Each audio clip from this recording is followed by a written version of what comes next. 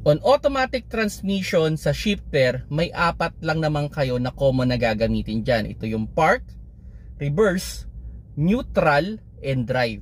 And on the rules, each time na magpapalit-palit kayo nyan, kailangan naka full stop ang inyong sasakyan. Especially kung mag-i-engage kayo ng park. Kasi pag nag-engage kayo ng park, meron yan mag-i-engage na parking pole na pag umaandar ang sasakyan mo at na-engage mo yon, there's a possibility na maputol yon. And on the rules, no, hindi mo pwedeng habang umaandar yung sasakyan mo o baabante, i-engage mo yung reverse. Or umaatras yung sasakyan mo, i-engage mo kagad yung drive. May possibility masira ang inyong transmission.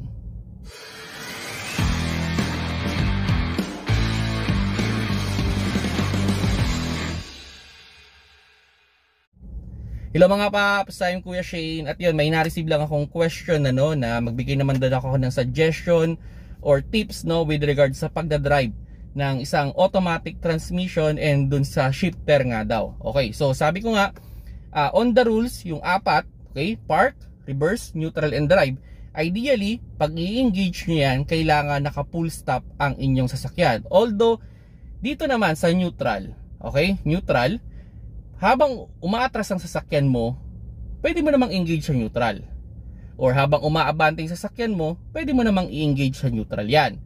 Pero syempre, as much as possible nga, naka full stop. Pero, ang hindi po pwede o hindi ideal is from neutral, idadala mo sa reverse, habang umaatras pa talaga yung sasakyan, or neutral, going to drive habang umaabante yung sasakyan. Okay? So, yun lang yung pinaka-rules dyan, no?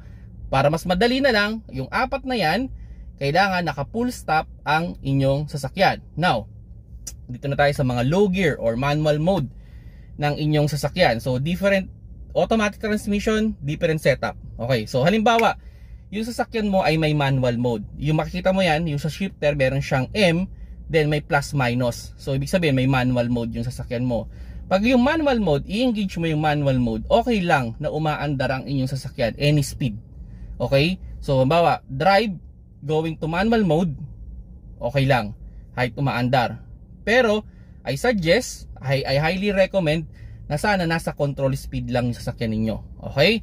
So, okay, basta-basta mag-engage din yan. Mas maganda nasa control speed lang kayo o mas maganda nasa lower speed lang din kayo para control na control yung sasakyan ninyo. Pero, pwede. Okay? Halimbawa, from manual mode, going to drive, okay lang kahit umaandar ang sasakyan mo. Now, pag doon naman sa setup ng shifter ninyo ay meron nakalagay D3, D2, and L. Okay? Dito naman, dapat i-accumulate mo muna o pababain mo muna yung speed ng sasakyan mo bago mo i-engage itong mga gear na to. Halimbawa, D3. Ang idea kasi ng D3, hanggang third gear lang yung pinakamataas na gear na ipapasok ng inyong transmission. Halimbawa, pag dito naman, hanggang second gear lang yung pinakamataas na gear na ipapasok sa ng inyong transmission. So halimbawa, D3. Ang ideal speed ng D3, kumbaga sa manual transmission, naka third gear siya, is around 30 to 40 kph. So halimbawa, tumatakbo ka ng mabilis, pabagalin mo muna siya sa 30 to 40 kph bago mo i-engage yung D3. At ganun din sa D2, bawa 20 to 30 kph. Kailangan pabagalin mo muna bago mo i-engage yan dyan, para hindi mo ma-experience yung sudden engine brake. At yung L naman, ito yung first gear, ito yung pinaka lower gear, ito yung pinaka mataas ang torque pero mabagal. Okay, so pag ganun nakita mo naman, i-accumulate nyo muna yung speed na required ng D3 bago mo siya i-engage. Okay, so yun yung pinaka idea. Now, kung isasakyan ninyo ay walang manual mode, wala ng mga D3, D2 na yan, ang nakikita nyo lang is B or L.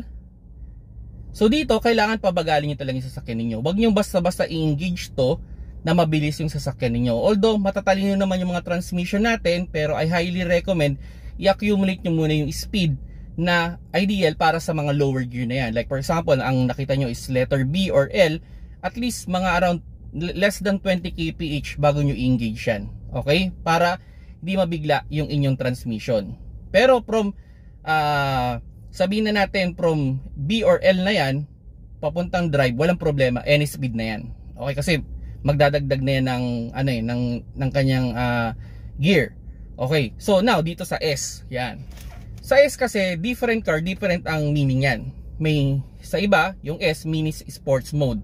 So halimbawa, from naka-drive ka, lagay mo sa S, okay lang, walang problema yun, kahit magpalit-palitan yon. Pero pag yung S sa inyong kotse ang meaning ay slope, ito yung low gear din, parang B and L lang din yan. So kumbaga yung B, L, tsaka S, pwedeng dasing setup lang yan.